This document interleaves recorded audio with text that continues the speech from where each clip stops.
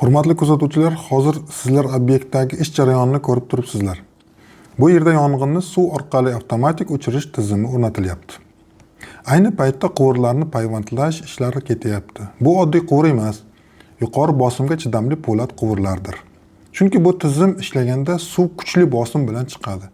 Shuning uchun ham hamma narsa mustahkam bo'lishi shart. Hozir payvandlash ishlari aniq va ehtiyot bilan olib borilyapti.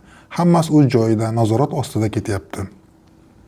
Keyin quvurlar to'liq tayyor bo'lgandan keyin ularni loyihada ko'rsatilgan joylarga o'rnatamiz. Ya'ni har bir detal o'z o'rniga to'g'ri tushishi juda muhim. Shundagina butun tizim to'g'ri va ishonchli ishlaydi. Bu kabi ishlar bosqichma-bosqich qilinadi va har bir qadam tekshirib boriladi. Keyingi obyektlarda qurilish va montaj ishlarimizni ham o'tkazib bermaslik uchun kanalimizga obuna bo'ling.